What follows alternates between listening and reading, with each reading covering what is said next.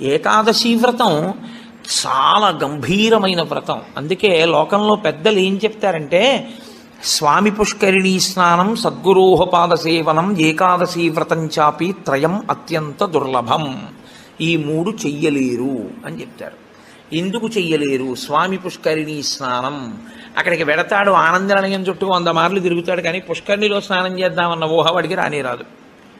సద్గురోహ పాదసేవనం, సద్గురువు పాదములు పట్టుకునే అవకాశం ఇవ్వడు. ఎందుకు ఇవ్వడు? ఒక్కటే కారణం, నాకు అసలు కాళ్ళ నొప్పులే ఉండవంటాడు. ఆయన అసలు కాళ్ళు పట్టించుకోవడం ఆయన జన్మాంతరంలో ఆయన చేయడు. కాబట్టి అసలు గురువుగారి కాళ్ళు బట్టి అదృష్టం నీకు ఎప్పుడు వస్తుంది? నువ్వు ఆయన కాళ్ళు నిప్పెడితే కదా నువ్వు వెళ్ళి పట్టుకోవడానికి. కాబట్టి ఆయన కాళ్ళు పట్టుకునే అదృష్టం ఉండదు. సద్గురోహ పాదసేవనం. ఏకాదశి వ్రతం చాపి, ఏకాదశి వ్రతము చెయ్యలేడు. ఎందుకు చెయ్యలేడో తెలుసా అండి? మీరు అంగీకరించినా అంగీకరించకపోయినా శాస్త్రీయమైన, వేదప్రోక్తమైన, ఋషిప్రోక్తమైన ఒక పెద్ద రహస్యాన్ని మీకు ఇప్పుడు చెప్తా. ఏకాదశి వ్రతం ఎందుకు కష్టం? మీ అబ్బాయికి ఉద్యోగం వస్తుంది, సత్యనారాయణ వ్రతం చెయ్యి, చేస్తాడు. మీ అమ్మాయికి పెళ్ళి అవుతుంది, ఈ వ్రతం చెయ్యి, చేస్తారు. నువ్వు చచ్చిపోయేటప్పుడు ఈశ్వరుడు గుర్తొస్తాడు, చచ్చిపోయేటప్పుడు ఎలా ఉంటుందో అలా ఊహించుకుని వ్రతం చేయి అంటే, ఇప్పుడు వద్దులేండి తర్వాత చేస్తానంటే కదండి. ఏకాదశి వ్రతం నిజానికి అంతే. ఏకాదశి వ్రతం ఎందుకు చేయిస్తారో తెలుసా అండి? ఉపవాసం, అన్నం తినకూడదు. అన్నం తినకపోవడం కాదు, అన్నాన్ని పచనం చెయ్యడానికి కావలసిన సంభారములను స్పృశించి పచన ప్రయత్నమునందు నిమగ్నము కాకూడదు. అంటే ఏకాదశి నాడు ఉపవాసం ఉండి ద్వాదశి నాడు కాకరకాయ పులుసు పెట్టి వండుకుందామా, వేపుడు చేసుకుందామా అని ఆలోచించకూడదు. ద్వాదశి పారణ కోసం ఏకాదశి నాడు కాయగూరలు తరుక్కోకూడదు. ద్వాదశి నాటికి పనికొస్తుందని ఇవాళ పప్పు నానపోయకూడదు. అంటే అసలు మీ శరీరమును పోషించుకోవడానికి కావలసిన ఏ పనిని ఏకాదశి నాడు చేయకూడదు. మరి ఇంక ఏకాదశి నాడు ఏం చేయాలి? అసలు చాలా నిష్కర్షగా మాట్లాడితే నిర్జలోపవాసం, ముక్కోటి ఏకాదశి. నీటిని త్రాగకూడదు, ఉమ్ము మింగకూడదు. ఈ నిర్జలోపవాసం ఎందుకు చేయిస్తారో తెలుసా అండి? మనుష్యులలో 199 మంది తెలిసే వెళ్ళిపోతారు. అకస్మాత్తుగా అనాయాసంగా వెళ్ళడం మహాదృష్టవంతులకి తప్ప జరగదు. సాధారణంగా 199 మంది వెళ్ళే మార్గం ఏమిటంటే, రెండిటిని ఎండగట్టి పంపుతారు. ఒకటి నీరివ్వరు, 2 అన్నం పెట్టరు. ఎందుకని అంటారేమో, తీసుకెళ్ళి ఎక్కడ పడుకోబెడతారు ఇంటెన్సివ్ కేర్ యూనిట్లో. వాడి కర్మ అంతా ఎక్కడొస్తుందంటే ఇక్కడ ఒక గొట్టం పెడతారు, ఇందులోంచి ఏం పోయిరు, ఇందులోంచి ఎక్కిస్తారు. దీంతో ఏం తాకూడదండి అంటారు, దీంతో ఏమీ తినకూడదండి అంటారు. ఇందులోంచి వెళ్ళిందే ఆహారం, ఇందులోంచి వెళ్ళిందే పానీయం. ఫోన్లేండి, ఇప్పుడు మాకు వచ్చిన నష్టం ఏమిటి, ఏదో ఒకటి ఎక్కుతోందిగా చచ్చిపోంగా అంటారేమో. ఓ 8 బెడ్స్ వేస్తారు అక్కడ. అకస్మాత్తుగా వీడికి పెటిడ్రిన్ ఇంజెక్షన్ ఇచ్చి వీడు పడుకుని ఉంటే 11ంటికి గొళ్ళుమని ఏడుపు వినపడుతుంది. 3వ బెడ్ మీద వాడిని స్ట్రెచ్చర్ మీద బయటికి తీసుకెళ్ళిపోతూ ఉంటాడు. వీడికి గుండెలు గుబక్కుమంటాయి. 11 మంచాలు ఉండేవి, 3వ మంచం వాడు వెళ్ళిపోయాడు. వీడు 8వ మంచం వాడు అయితే పర్వాలేదు, వీడు 1, 2 అయ్యాడు అనుకోండి. వీడి కర్మే. నేను చూశానండి, నేను యథార్థంగా చూశాను ఒక హాస్పిటల్లో. నేను దీన్ని ఏమి హాస్యంగా చెప్తున్నానని మీరు అనుకోకండి. 3 మంచాలలో మధ్య మంచం ఆయన వెళ్ళిపోయాడు. నేను చూస్తున్నా, ఎవరో కాదు మా బంధువే. ఏడుస్తుంటే డాక్టర్లు అన్నారు, అమ్మ ఇక్కడ ఏడవకూడదు, నిశ్శబ్దంగా తీసుకెళ్ళి బయట ఏడవండి అన్నారు. ఎందుకంటే వాళ్ళు వెళ్ళిపోతారు, గట్టిగా ఏడిస్తే ఏడవకూడదు అన్నారు. నిజమే అది. వాళ్ళు అప్పటికే, నేను వెళ్ళిపోయిన వాడిని చూడటం లేదు, 1, 3 మంచాల వాళ్ళని చూస్తున్నాను. వాళ్ళు వీడు వెళ్ళిన మార్గం మూసుకుపోవుగాక అని వాళ్ళిద్దరు అలా చూస్తున్నారు. వీడు అదే వ్యాధితో జాయిన్ అయిన వాడికి ఎంత భయంగా ఉంటుందండి. గబాలను ఓ గోనుగుడలో బారేసి దగ్గర చేసి పట్టుకెళ్ళిపోతున్నారు బయటికి. పట్టుకెళ్ళిపోతుంటే ఆ బయటికి తీసుకెళ్ళిన తర్వాత ఇలా కిటికీలోంచి చూస్తే ఏం చేస్తున్నారో అన్నీ కనపడుతున్నాయి. కనపడుతుంటే వీడికి ఎలా ఉంటుంది, వీడి పరిస్థితి ఎలా ఉంటుంది? నాన్న రామకృష్ణ అనుకో ఇప్పుడు, అంటే నీ మొహం ఇట్లా ఎక్కడంటానంట, తినలేడు, తాగలేడు, బయటికి వెళ్ళలేడు, తింటే తప్ప తాగితే తప్ప నిద్ర పట్టడం అలవాటుగా చేసుకుని ఉన్నవాడు కడుపు నిండా తింటే కనుబడిపోతుంది. అందుకని రాత్రి అయ్యేటప్పటికి బాగా తినేసి పడుకోవడం, నిద్రైపోవడం, మళ్ళీ లేవడం, మళ్ళీ తింటూ ఉండడం, ఇది అలవాటైపోయింది చాలా కాలంగా. ఇప్పుడు కాదు, కోట్ల జన్మలుగా జీవుడు అలవాటు చేసుకున్నాడు దీన్ని. ఇప్పుడు తినకుండా తాగకుండా ఈశ్వరుణ్ణి నామం కూడా చెప్పు, ఇంతకన్నా క్లేశం ఇంకోటి ఏముంటుందండి? తినద్దంటే క్లేశం, తాగద్దంటే క్లేశం. పోనీ తినద్దు తాగండవు, తాగద్దు తినండవు. తినద్దు తాగద్దని ఊరుకోడు భగవన్నామని చెప్పమంటాడు. తినద్దనేటప్పటికే ఏమవుతుందంటే ఏకాదశి నాడు ఉపవాసం చేయండి అన్నాను అనుకోండి, ఇంకో దోషి ఇవాళ తినేద్దామంటే రేపంతా ఉపవాసం అంటే. కాబట్టి తినద్దు అంటే భయం, తాగద్దు అంటే భయం. తినద్దు తాగద్దు అని ఊరుకోరు. భగవన్నామని చెప్పేటప్పుడు మనసును అలా ఈశ్వరుని యందు నిలబెట్టు అంటారు. ఇప్పుడు ఈ మూడు సాధించడం మీ పిల్లల కోసం కాదు, మీ భర్త కోసం కాదు, భార్య కోసం కాదు. ఎవరి కోసం? ఎవరికి వారి కోసం. ప్రతి పక్షంలోనూ ఒకసారి ఈ ఎక్సర్సైజ్ చేస్తే, ఈ వ్యాయామం చేస్తే, రిహార్సల్ అని ఒకటి ఉంటుంది. అంటే చూడండి, ఒక నృత్య ప్రదర్శన చేసేవాళ్ళు 10 మాటలు బయట వేసుకుంటారు. ఒకసారి ఇలా వేద్దాం ఇలా వేద్దాం, దాన్ని తీసుకొచ్చి చిట్ట చివర ఒకసారి రంగస్థలం మీద వేసేస్తారు. అలాగే ప్రతి పక్షంలోనూ ఒకసారి రిహార్సల్ వేస్తాడు, వెళ్ళిపోయేటటువంటి పద్ధతిని ఊహ చేస్తాడు. ఏమీ తినడం, ఏమీ తాగడం, ఈశ్వరుణ్ణే స్మరిస్తూ ఉంటాడు. ఇప్పుడు ఇది క్లేశపడిపోతూ ఉంటుంది, మనసుని మాత్రం ఈశ్వరుని ఎందే పెట్టుంచుతాడు. ఇది బాగా అలవాటైపోయింది. ఆ రోజు వచ్చేసింది, తినకూడదు తాగకూడదు, ఈశ్వరుడి మీద మనసు పెట్టాలి. అభ్యాసం కూసి విద్య కదూ, నిలబెట్టేస్తాడు. నిలబెట్టేస్తే ఏమయ్యాడు? ఆఖరి ఊపిరిలో కూడా ఆయన పేరు చెప్తూ వెళ్ళిపోతాడు. మరి డాక్టర్లు ఉన్నారు కదండి మీరు అనొచ్చు, 1,000,000 మంది వైద్యులు కూడి వచ్చినా కానీ మరణమయ్యేది వ్యాధి మాన్పలేరు.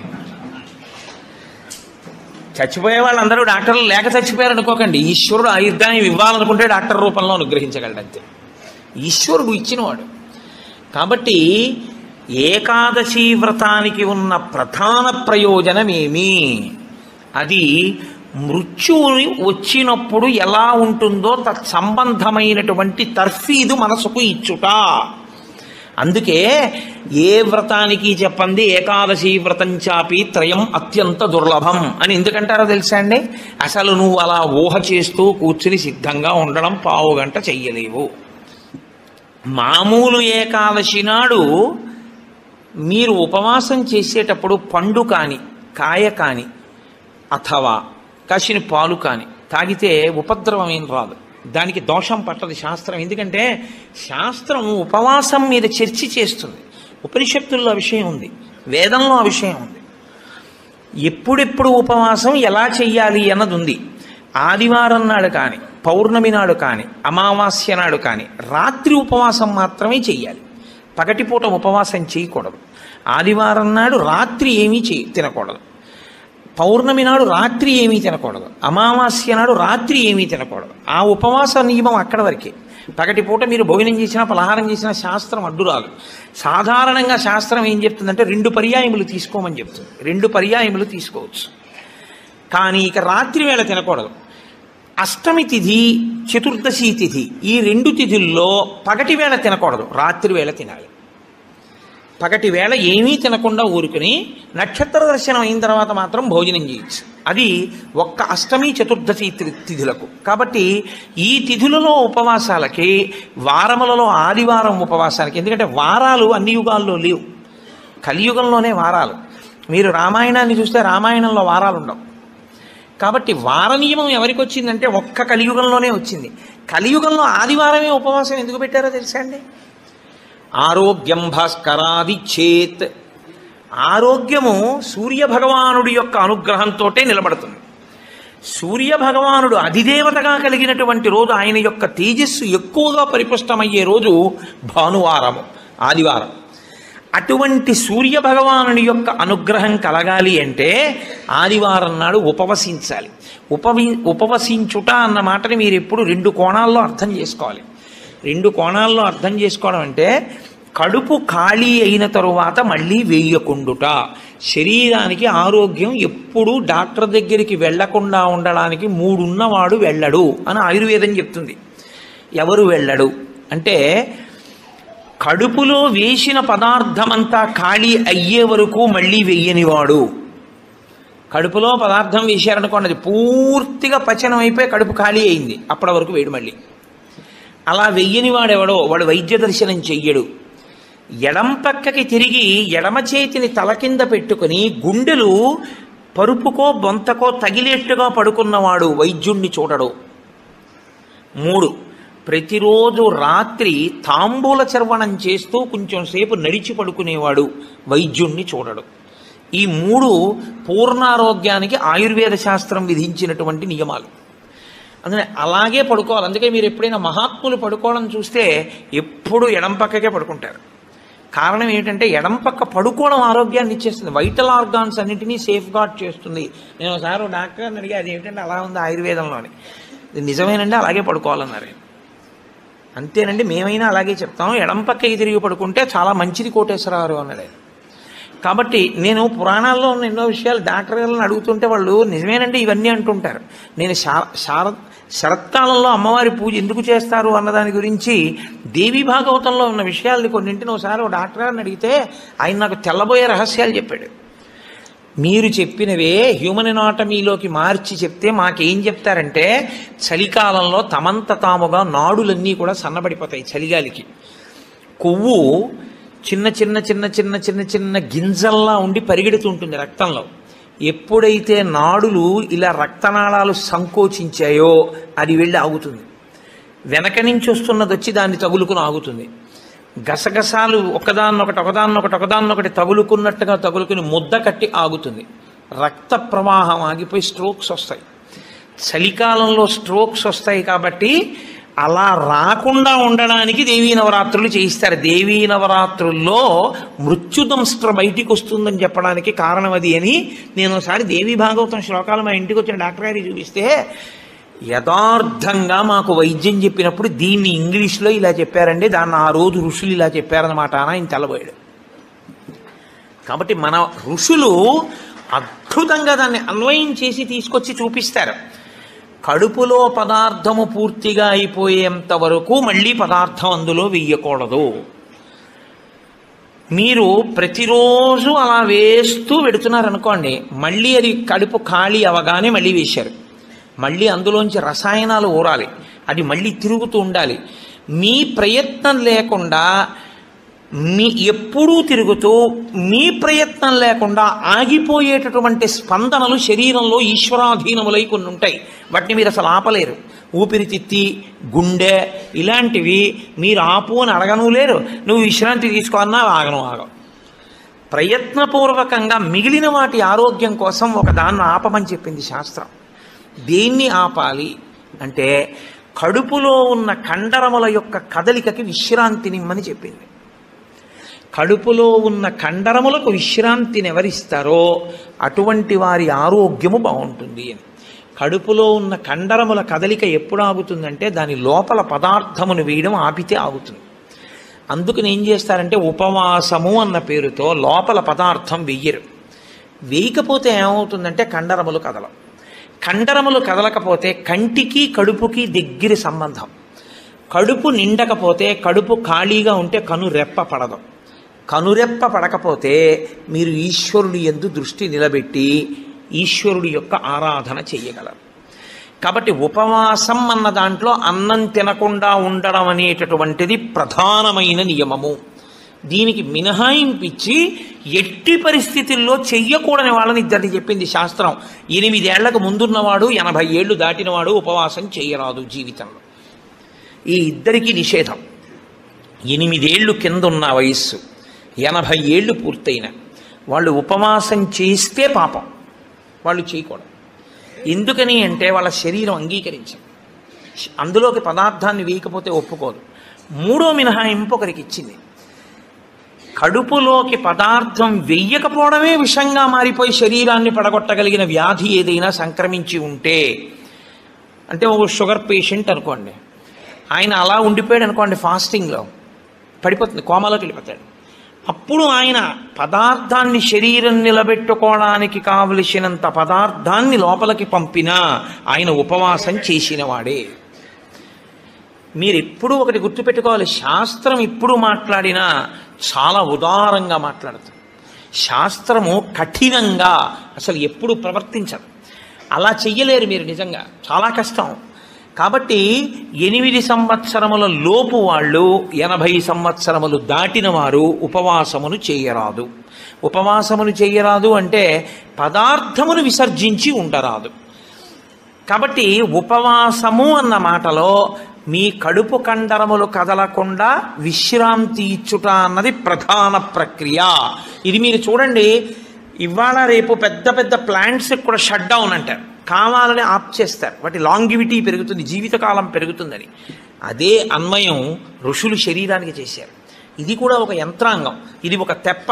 ఇది ఉంటే నువ్వు పుణ్యం చేస్తావు, ఇది ఉంటే నువ్వు ఇంకొక ధర్మకార్యం చేస్తావు. అసలు ఇదే లేకపోతే ఇంకేం చేస్తావు? ఇక జీవుడు చేసుకోవడానికి ఏం లేదు, ఇది ఉపకరణం. కాబట్టి దీన్ని చాలా జాగ్రత్తగా నిలబెట్టుకోవాలి. నిలబెట్టుకోవాలంటే దీని ఆయుర్దాయం పెంచాలంటే 2 రకాలుగానే పెంచాలి. ఒకటి, ఆవేశపడి ఊపిరి తీయకుండా ఉండాలి, ఎందుకంటే ఊపిరిలో ఆయుర్దాయం ఉంటుంది కాబట్టి. 2, అదే పనిగా దొరికింది కదా అని తింటూ ఉండకూడదు, కాబట్టి ఉపవాసం చేయాలి. ఈ 2 ఎవడు చేస్తాడో వాడు దీర్ఘాయుష్మంతుడు అవుతాడు. ఎవడు దీర్ఘాయుష్మంతుడు అవుతాడో వాడు పాపం చేయడానికి దీర్ఘాయుష్మంతుడు కాకూడదు. దేనికి దీర్ఘాయుష్మంతుడు కావాలి అంటే తన జీవుణ్ణి చక్కబెట్టుకోవడానికి దీర్ఘాయుష్మంతుడు కావాలి. అలా చేసేటటువంటి ప్రక్రియలో వచ్చిన అద్భుతమైనటువంటి తిథి ఏకాదశి. ఏకాదశి నాడు సర్వేషాం భోజనద్వయం అన్నారు. అది చాలా విచిత్రమైనటువంటి మాట. నాడు నువ్వు చెయ్యవలసినది ఏదో తెలుసా? సర్వేషాం భోజనద్వయం. ఈ శ్లోకం చాలా చమత్కారమైనటువంటి శ్లోకము. అందరూ కూడా భోజనద్వయం, 2 మాటలు భోజనం చేయండి. అదేమిటండి, సర్వేషాం భోజనద్వయం అయితే ఉపవాసం ఎక్కడుంది అందులో? మరి ఇప్పటిదాకా మమ్మల్ని పట్టుకు పీకు తినేశావు, శరీరం చెరుక్కర్రన్నావు, దీన్ని నలిపేయాలన్నావు, దీన్ని క్లేశ పెట్టాలన్నావు, ఏకాదశి నాడు పెట్టకండి అన్నావు, ఉపవాసం చెయ్యండి అన్నావు, అలా 24 ఏకాదశి 23 చేయకపోతే ముక్కోటి ఏకాదశి అయినా చెయ్యన్నావు. ఇన్ని చెప్పిన వాడివి మళ్ళీ ఇప్పుడేమంటున్నావు? ఏకాదశ్యాంతు కర్తవ్యం సర్వేషాం భోజనద్వయం. కర్తవ్యం, తప్పకుండా చెయ్యవలసిన పని. ఏకాదశ్యాంతు, ఏకాదశి నాడు ఏమి? సర్వేషాం, అందరికీ. భోజనద్వయం, 2 మాటలు భోజనం చేయండి. మరి అదేమిటి ఇప్పటిదాకా నీ చెప్పిన ఉపన్యాసం అంతా పోలా ఈ శ్లోకంలో? అది ఎందుకు శ్లోకాన్ని అలా చేస్తారో తెలుసా అండి? పెద్దలు, ఋషులు, మహాత్ములు చాలా అద్భుతమైన ప్రక్రియ చూపిస్తారు. నీకు ఆ అనుమానం బాగా రావాలనే శ్లోకాల రచన చేస్తారు. అప్పుడు నువ్వు సంతోషం ఏంటంటే నీకు కష్టపడకుండా నీకు కన్సెషన్ ఇచ్చేసినట్లు కనపడితే దాన్ని కన్ఫర్మ్ చేసేసుకోవడానికి తాపత్రయపడిపోతుంది. సుఖపెట్టడానికి ఏదైనా ఛాన్స్ ఇచ్చామనుకోండి, అబ్బా ప్రతి ఏకాదశికి నేను 8 ఏళ్లలోపు 80 ఏళ్ళు పైకి ప్రతి ఏకాదశి నాడు నువ్వు షుగర్ వ్యాధిగ్రస్తుడిని అయితే ఎంత బాగుండో అనిపిస్తుంది. ఎందుకంటే ఉపవాసం అక్కర్లేదు, ఏదో ఒకటి పడేయచ్చు లోపల. కానీ ఆ శ్లోకానికి అర్థం ఏంటంటే భోజన అంటే ఓ జనులారా, మీ అందరికీ కూడా భోజనద్వయం అంటే భోజనం 2 మాటలు చేయండి అని కాదు. భో అంటే ఓ జనులారా, ద్వయం 2, ఏకాదశ్యాంతు కర్తవ్యం సర్వేషాం. అందరికీ ఏకాదశి నాడు 2 నియమములు పాటించవలసినదే. ఏమిటో తెలుసా 2 నియమాలు? శుద్ధోపవాస ప్రథమ. శుద్ధోపవాసం, ముక్కోటి ఏకాదశి నాడు ప్రత్యేకించి శుద్ధోపవాసం. ద్వైతులు నిర్జలోపవాసం చేస్తారు. అసలు వాళ్ళు ఏకాదశి నాడు ద్వైత సంప్రదాయంలో ఉన్న వాళ్ళు, వాళ్ళ ఇంటికి మీరు వెళ్ళినా నీళ్ళు ఇవ్వరు. వాళ్ళు ఏకాదశి నాడు సత్యనారాయణ వ్రతం చేసుకోండి అంటే వాళ్ళు చేయరు. ఎందుకో తెలుసా అండి? ఈశ్వరుడికి నైవేద్యం పెట్టవలసి వస్తుంది. ఈశ్వరుడికి నైవేద్యం పెట్టద్దు వ్రతం చేస్తే, ఆయనకు కూడా పెట్టరు వాళ్ళు. ఆయనకి పెట్టడం కాదు, మీరు వాళ్ళ ఇంటికి వెడితే మీకు పండో కాయో కూడా చేతిలో పెట్టరు. ఏమనుకోకండి, మీరు ఏకాదశి నాడు వచ్చారు మేము ఇవ్వలేమంటారు. వాళ్ళు ఉమ్ము కూడా గుటక వెయ్యరు, మంచినీళ్ళు కూడా తాగరు. మరి అలా రోహిణీ కార్తెలోనూ అప్పుడు ఎలా ఉంటారండి అని మనకు అనుమానం వస్తుంది. అలాగే ఉంటారు. ఇక్కడ కాదు, రాజస్థాన్ ఎడారిలో ఉంటారు. తెలుసా అండి? వాళ్ళకి ఈశ్వరుడి మీద ఉన్న నమ్మకం అటువంటిది. ఏకాదశి వ్రతం వాళ్ళకంత గట్టిది. ఒకసారి ద్వైత సంప్రదాయంలో చాలా సమున్నతమైన స్థితిని పొందినటువంటి వారు చాలా లబ్ధ ప్రతిష్ఠులు, నేను పేరు ఎందుకు వాడాలి, బాగుండదు. వారి ఇంటికి వెళ్ళాను నేను, మా గోపాలకృష్ణ గారు, మేము. వెడితే ఆయన ఏకాదశి నాడు మేము వెళ్ళాం. వెడితే ఆయన అన్నారు, మీరు ఏమనుకోకండి, నేను మంచినీళ్ళు కూడా ఇవ్వను, ఎదురుగుండా మామిడి చెట్ల కాయలు ఉన్నాయి కానీ నేను ఇవ్వనని ఆ ఇంట్లో ఉన్న నౌకర్ని పిలిచి, నేను చూడకుండా 4 కాయలు కోసి వాళ్ళకి అన్నారు తప్ప ఆయన కోసి ఆయన చేతితో ఇవ్వాల. ఆయన పెట్టలేనివాడు కాడు, పెట్టుకోనివాడు కాడు, మహాత్ముడు, చాలా గొప్పవాడు, చాలా పెద్ద పదవి చేశాడు ఆయన. ఇప్పటికీ ఆంధ్రదేశంలో స్మరింపబడుతుంటాడు. ఎందుకో తెలుసా అండి, ఆ సంప్రదాయం అటువంటిది. వాళ్ళు ఏకాదశి నాడు శుద్ధోపవాసం, వాళ్ళు నిర్జలోపవాసం, నీటి గుటక కూడా వాళ్ళు వేయరు. శుద్ధోపవాస ప్రథమ అది చేసేస్తే అయితే ఏదో అలా మొత్తానికి నేను నానా కష్టాలు పడి ఏదో అశుద్ధోపవాసం చేసేస్తానండి, 3 కోట్ల ఏకాదశుల ఫలితం వచ్చేస్తుంది కదా అంటారేమో. సత్కథా శ్రవణం తథాహ, కేవలం తినకుండా కూర్చుంటే ఫలితం ఇవ్వరు. సత్కథా శ్రవణం, మీరు ఏదో భగవత్ సంబంధమైన విషయాన్ని వింటూ ఉండాలి 12 ఘడియలు వచ్చేవరకు. ఏకాదశి తిథి పరివ్యాప్తమై ఉన్నంతసేపు తినకుండా ఉండడం ఎంత ప్రధానమో 12 ఘడియలు రాగానే తినేయడం అంత ప్రధానం. ధర్మం మారిపోతుంది అంతే. అందుకే అన్ని రోజుల కన్నా చాలా తొందరగా చద్దన్నం వండుకున్నట్టుగా తెల్లవారుజామున లేచి వంట చేసుకుని తినేసేది ఎప్పుడో తెలుసా అండి, 12 తినాడు తింటారు. 12 పారణ మధ్యాహ్నం చేయకూడదు, 12 తిథి ప్రవేశించగానే చెయ్యాలి. అందుకే ఏకాదశి వ్రతం చేసిన వాడికి శ్రీ మహావిష్ణువే అందేశారు. అంబరీషుడికి దొరకలా? అంబరీషోపాఖ్యానం ఏకాదశి వ్రతం కాదు. 12 ఘడియలు రాగానే నేను పారణ చెయ్యాలంటే కదా, దుర్వాస మహర్షి రాకపోతే నీళ్లు పుచ్చేసుకో, ఫోన్లేవయా మధ్యాహ్నం ఉండదా, 12 సాయంకాలం ఉండదా, ఎప్పుడొస్తే అప్పుడే తింటానని కూర్చున్నాడా? 12 ఘడియలు వచ్చేస్తున్నాయి, మరి ఏం చేయను అంటే పోనీ భోజనం చేయకపోతే నీళ్లు తాగే అన్నారు. నీళ్లు తాగేస్తే కదా ఆయనకు పాపం వచ్చింది. కాబట్టి ఏకాదశి వ్రతం నాడు ఉపవాసం ఎంత ముఖ్యమో 12 తిథి ప్రవేశించగానే 12 ఘడియ తగలగానే అన్నం తినేయడం అంత ముఖ్యం. అన్నం తినేయడం అంత ముఖ్యం అంటే చొక్కా వేసుకుని డైనింగ్ టేబుల్ మీద తినేస్తే ఏకాదశి వ్రతాన్ని కొక్కెత్తుకుపోతుంది. అన్నం ఎలా తినాలో అలాగే తినాలి. పైన చొక్కా బనీను లేకుండా శ్రద్ధాళువు అయి తినాలి. నువ్వు ఏకాదశి ఉపవాసం చేసి 12 నాడు ఇంకోళ్ళ ఇంట్లో హస్తోదకం పుచ్చుకున్నావు అనుకో, నీ ఏకాదశి వ్రతం పనికిరాదు. అది ఏ నిత్యము చెరించేటటువంటి వారు అటువంటి వారికి పనికొస్తుంది, లేదా ఏదో మహత్తరమైన ప్రయోజనం కోసం తప్పక బయట ఉండవలసి వస్తే వేరు. తప్ప అసలు ఉపవాసం చేసిన వాడు తనింట తాను తినాలి. ఎందుకో తెలుసా అండి, మరి మీ ఇంట్లో ఈశ్వరుడికి తులసిదళం వేశావా, మీ ఇంట్లో ఈశ్వరుడికి మహానైవేద్యం పెట్టావా? ఆయన ఉపవాసం లేడక్కడ, ఆయనకి ఏది నైవేద్యం ఏది? నేను మా ఇంటికి తాళం వేసేసి ఇక్కడికి వచ్చి నేను ఇక్కడ ఉపవాసం ఏమిటి? నేను ఇక్కడ ఉపవాసం చేశాను, బాగుంది, 12 నాడు మహానైవేద్యం ఎవరికి పెట్టను? నా సింహాసనంలో స్వామి ఉన్నారా? నా సింహాసనంలో స్వామికి అర్చన ఉండాలా? ఆయనకి నేను హస్తయోహ అర్ఘ్యం సమర్పయామి, పాదయోహ పాద్యం సమర్పయామి అని మహానైవేద్యం పెట్టానని నేను తినాలి. నేను ఎవరికి పెట్టను? నా భార్య ఏం పచనం చేసింది, ఎక్కడ వండింది? అందుకే పెద్ద పెద్ద నైమిత్తిక తిథులలో అసలు ఇల్లు విడిచిపెట్టి వెళ్ళకూడదు. వెడితే ఏమవుతుందంటే అసలు తను చేయడానికి అవకాశాన్ని కోల్పోతాడు. మరి నువ్వెందుకు వచ్చావు గుంటూరు అనొచ్చు. ఇంతకన్నా గొప్ప విషయం ఏదో చెయ్యవలసిన అవసరం ఒకటి ఉంది.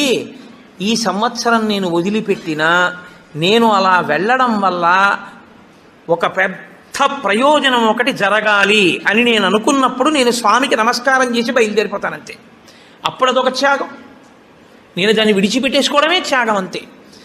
అందుకే ఏకాదశి వ్రతం అంటే ఏకాదశి వస్తోంది కదండి, నేను బయటికి ఎలా వస్తానని అడగాలి నువ్వు. అంతేగాని ఏకాదశి వస్తుంటే నువ్వు బయటికి వెళ్ళిపోతే వ్రతం ఎలా చేస్తావు? కాబట్టి గుంటూరు వచ్చి ఉపవాసం చేయొచ్చా? చేయకూడదు. ధోపవాస ప్రథమ నిర్జలోపవాసమే. అంతకన్నా మరి నేను మినహాయింపులు ఇచ్చి చెప్పడం నా వల్ల కాదు. కానీ శాస్త్రం ఒక్కరి విషయంలో మినహాయింపు ఇచ్చింది. శరీర కష్టం చేసుకుని బ్రతికేవాణ్ణి మాత్రం ఉపవాసం చెయ్యమని నిర్బంధించవద్దు. వాడు పడిపోతాడు స్పృహ తప్పి, నీళ్ళు తాగకపోతే. కానీ అవకాశం ఉన్నవాళ్ళు మాత్రం తప్పకుండా చెయ్యవలసినదే, అంతకన్నా మార్గము లేదు. కాబట్టి శుద్ధోపవాస ప్రథమ నిర్జలోపవాసమే చెయ్యాలి. యథార్థమునకు మంచినీటి చుక్క కూడా ఇక ఏకాదశి తిథి నాడు పుచ్చుకోకూడదు. ద్వాదశి వచ్చింది, ఇక నువ్వు ఉపవాసం ఉండకూడదు. ద్వాదశి తిథియందు ఉండగా, తిథియందు పరివ్యాప్తమై ఉండగా నువ్వు ఉపవసించి ఉండకూడదు. మళ్ళీ వ్యతిరేక ఫలితం వస్తుంది. ద్వాదశి తిథి ప్రవేశించేసింది, ఇక నువ్వు పాలన చేసేయాలంతే. ఎలా పాలన చేయాలో తెలుసా అండి? ద్వాదశి తిథి ప్రవేశించేటప్పటికి నువ్వు పరిశేచనం చేసేయాలంతే. ద్వాదశి ఉదయం 6:30కు వచ్చిందనుకోండి, మీరు 6:30 లోపల మీ భార్య గారు మీరు సంధ్యావందనం అనుష్ఠానం పూర్తి చేసే లోపల ఆవిడ మహానైవేద్యం సిద్ధం చేసి తీసుకొచ్చి ఇచ్చేయాలి. మీరు నైవేద్యం పెట్టేసి ఆ రోజు 6:30కి భోజనం చేసేయాలి. నాకు సహించదండి అనకూడదు, చేసేయడమే. ఏకాదశి వ్రతమునందు ద్వాదశి కలిసిపోయి ఉంటుంది. నేను చెప్పింది అబద్ధం అయితే అంబరీషోపాఖ్యానం అబద్ధమే, అంబరీషోపాఖ్యానం అబద్ధం అయితే వ్యాసుడే అబద్ధం. కాబట్టి నేను చెప్పింది నిజం. ఏకాదశి వ్రతం అంటే అంతే, అలాగే చేస్తారు.